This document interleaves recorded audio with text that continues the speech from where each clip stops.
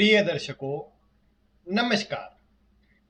आज मैं आपको केतु के कुंडली में कुछ विशेष भाव बताने वाला हूं, जिन भावों में केतु का होना एक व्यक्ति के जीवन में सुखद और सकारात्मक प्रभावों को देने का कार्य करता है।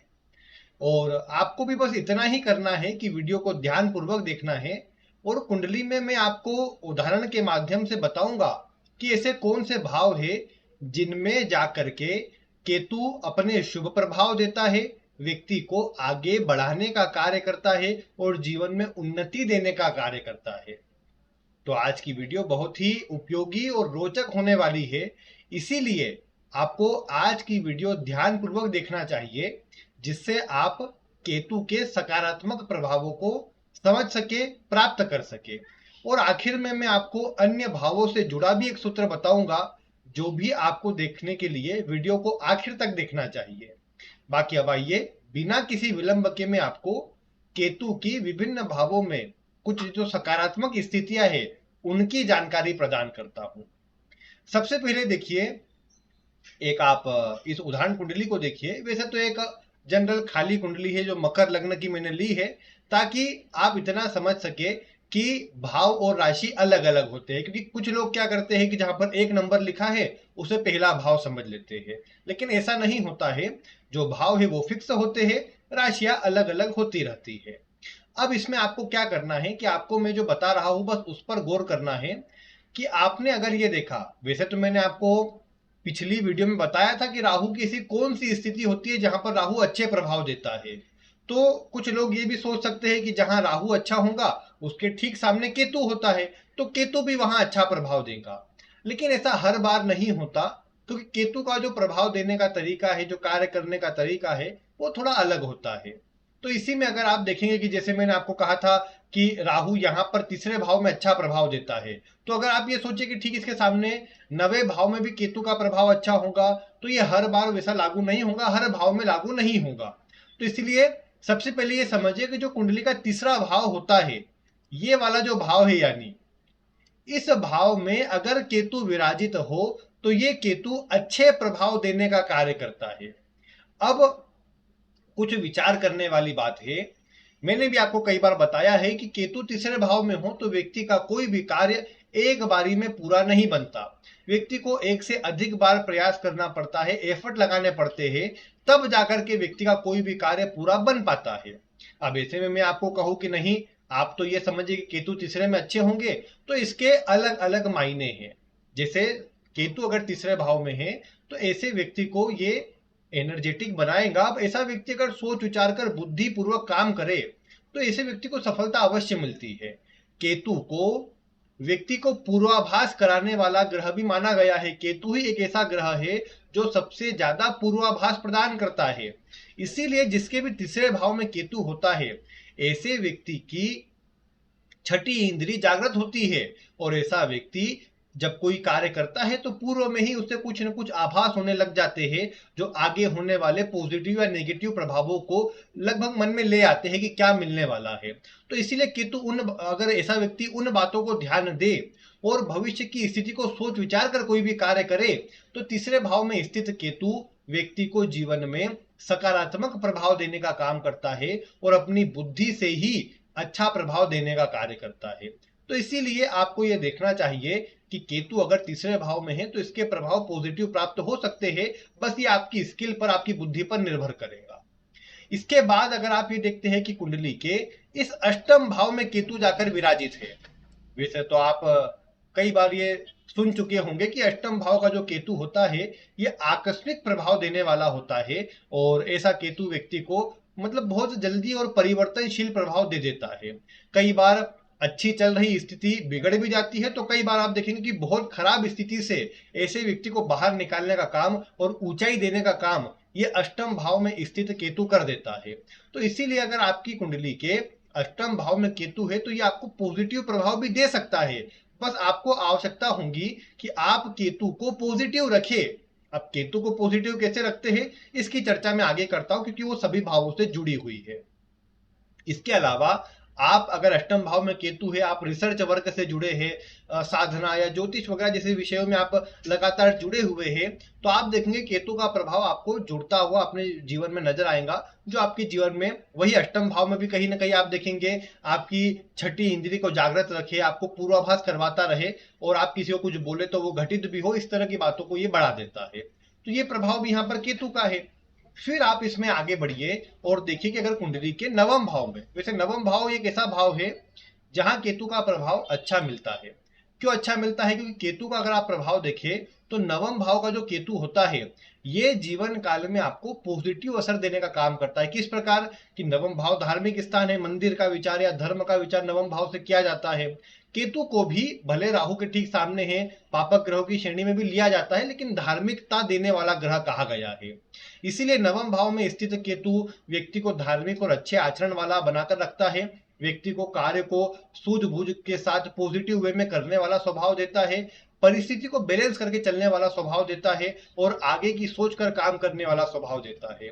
इस भाव में स्थित केतु भी व्यक्ति को जीवन में ये स्वभाव अवश्य प्रदान करता है कि वो आगे की सोच करके तो चले ही, लेकिन उसे पूर्वाभास हो जाए आगे क्या होने वाला है, किस तरह से हो सकता है। ऐसे व्यक्ति को कहीं ना कहीं पहले ही मन में लग जाता है, या ऐसा व्यक्ति जो भी निर्णय लेता है उसका असर बाद में जाकर के पॉजिटिव मिलता है। शुरुआत में भले ही लोगों की मतलब लोगों से उसे बदनामी का या लोगों से कहीं ना कहीं बातें सुनने का मतलब उसको सुनना पड़े अन्य से बातें, लेकिन फिर भी भविष्य में ऐसे व्यक्ति के जो निर्णय हैं वो सही और सटीक सिद्ध होते हैं, और ऐसा व्यक्ति भविष्य में अच्छा सफल हो पाता है। ये बात एक केतु दर्शाता है, जो कि निश्चित रूप से अच्छे प्रभाव को देने वाला होता है। अब इसके बाद अगर आपने देखा केतु अगर कुंडली के 11वें भाव में हो, देखिए इस केतु के पॉजिटिव नेगेटिव दोनों ही प्रकार के रिजल्ट है। पॉजिटिव रिजल्ट की बात करें तो देखो ऐसा व्यक्ति भाग्यशाली होता है, ऐसे व्यक्ति की सोच भी अच्छी प्रबल और अच्छी ऊंची होती है, कुछ बड़ा करने के लिए ऐसा व्यक्ति प्रयास करता है।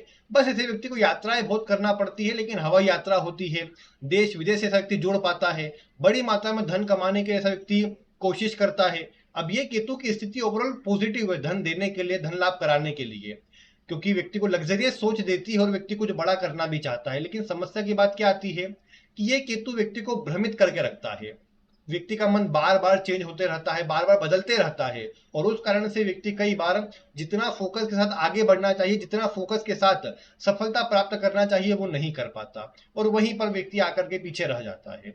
इसीलिए केतु अगर कुंडली के आप देखते हैं कि एकादश भाव में हो और अगर व्यक्ति एक जगह पर लगातार प्रयास करते रहे तो व्यक्ति को सफलता भी मिलती है, ऊंचाई भी मिलती है, और जीवन में जो चाहता है वो प्राप्त भी कर पाता है। तो ये बात है। और फिर हाँ ये बात है कि देखो व्यक्ति को केतु 11वें भाव में मिला है तो कई बार लंबे समय तक कोई बात याद ना रहे, गुप्तांगों से जुड़े रोगों का सामना करना पड़े, ये भी पॉसिबल हो जाता है, जो कहीं ना कहीं नेगेटिव प्रभाव में जाता है। लेकिन ओवरऑल धन वाइज देखेंगे, लग्जरी वाइज देखेंगे, सुख वाइज देखेंगे तो ये केतु बहुत अच्छे प्रभाव देने की स्थिति में है, और व्यक्ति को जीवन में सकारात्मक प्रभाव देने का कार्य केतु करता है। फिर इसके बाद अगर आप देखें कि केतु कुंडली के इस 12वें भाव में स्थित है, 12वें भाव के केतु को भी आप जानते हैं मोक्ष कारक या मोक्ष देने वाला केतु कहा गया है। मोक्ष का अर्थ ऐसा नहीं कि व्यक्ति कोई स्थान है जहां चले जाएगा, इतना ही अर्थ है कि व्यक्ति सब प्रकार से सुख आदि भोग करने के बाद विरक्ति की ओर चले जाएगा, सब कुछ त्यागने का ऐसा व्यक्ति का मन रहेगा, और व्यक्ति कहीं न कहीं भौतिक सुख संसाधन के एक माया में, जकड़ में अपने आप को ज्यादा खुश भी नहीं रख पाएगा। धीरे धीरे करके इनसे मोह उठते जाएगा और व्यक्ति फिर वैराग्य जैसी स्थितियों की ओर जाना चाहेगा, जो व्यक्ति के लिए मतलब इस केतु के प्रभाव से स्थिति बढ़ भी जाती है। और फिर 12वें भाव में केतु है तो व्यक्ति को धार्मिक कार्यों में, योगा, प्राणायाम, ध्यान साधना जैसे कार्यों में जोड़ने का कार्य करता है। ऐसा व्यक्ति अन्य को भी सही गाइड करता है, अन्य को भी सही सलाह देता है। तो ये जो मैंने अभी आपको 5 भाव बताए जो आप यहाँ साइड में देख रहे हैं, इनमें केतु का होना पॉजिटिव होता है, और इन भावों में पॉजिटिव केतु आपको निश्चित रूप से अच्छे प्रभाव देता है। अब इसमें आपको जो देखने वाली बात यही है कि केतु जो है, जैसे राहु के बारे में मैंने आपको एक बात कही थी कि राहु भी छाया ग्रह है, केतु भी छाया ग्रह है, जिसकी राशि में होते हैं उसके समान प्रभाव देते हैं। इससे केवल एक ही मतलब है कि जिसकी राशि में राहु या केतु बैठे होते हैं उसकी जितनी स्ट्रेंथ होती है आपको राहु केतु भी उतना ही प्रभाव दे पाते हैं। इसीलिए बात अगर केतु की करेंगे तो मान लो केतु कुंडली के किसी भाव में भी है, लेकिन अगर आपने देखा कि जिसकी भी राशि में केतु बैठा हुआ है उसका राशिपति बलवान है या उच्च राशि में है या दिग्बली है, तो ऐसा केतु आपको बहुत सकारात्मक प्रभाव प्रदान करेगा। जैसे अगर आपने देखा कि केतु मान लो अष्टम भाव में ही है, यहां पर किसकी राशि है, ये राशि है आपके सूर्य की 5 नंबर लिखा है तो सूर्य की राशि है। अब सूर्य की राशि में, और सूर्य मान लो कुंडली में उच्च राशि में जहां होता है वहां बैठा है, जैसे 1 नंबर पर सूर्य बैठा है, तो ऐसे व्यक्ति को ये जो केतु का प्रभाव है बलवान मिलेगा।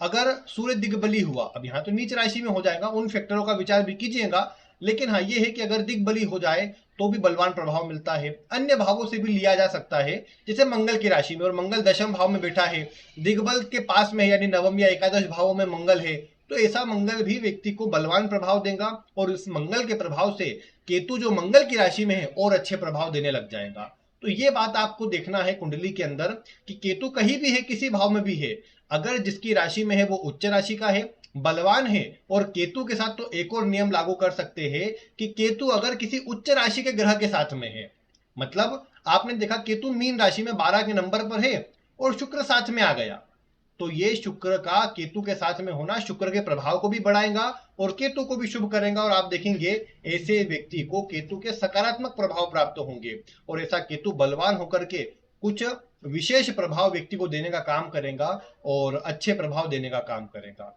तो ये जो नियम है जो केतु से जुड़े मैंने आपको बताए हैं, आप इन्हें कुंडली मिलाइए। अगर आपकी कुंडली के अंदर इन भावों में केतु विराजित है, इन स्थितियों में केतु है कि वो जिसकी राशि में है वो उच्च का है, बलवान है, दिग्बली है, तो आप ये देख पाएंगे केतु का जो प्रभाव है बहुत अच्छा मिलेगा, सकारात्मक मिलेगा, जीवन में ऊंचाई देने वाला मिलेगा। तो ये है आज की वीडियो। अगर इससे जुड़ा कोई प्रश्न हो तो वीडियो में आप कमेंट करें। बाकी मैंने राहु की वीडियो भी दी है और आगे अन्य ग्रहों की वीडियो भी मैं आपको देने वाला हूं, तो उसके लिए बस आपको इतना ही करना है कि चैनल को अगर वीडियो ऐली पसंद आई हो तो इसको लाइक भी कर दो, और नहीं तो फिर आगे कम से कम अन्य वीडियो के लिए आप चैनल को सब्सक्राइब करके रखिए, ताकि वह वीडियो भी आपको प्राप्त हो सके और आप उन वीडियो को देख करके भी अपने जीवन में जो ग्रह का प्रभाव है वो कैसा मिलेगा, क्या मिलेगा, उसे समझकर अपने जीवन में उसका पॉजिटिव प्रभाव प्राप्त कर सके। बाकी आज की वीडियो में इतना ही। वीडियो देखने के लिए आपका बहुत बहुत धन्यवाद।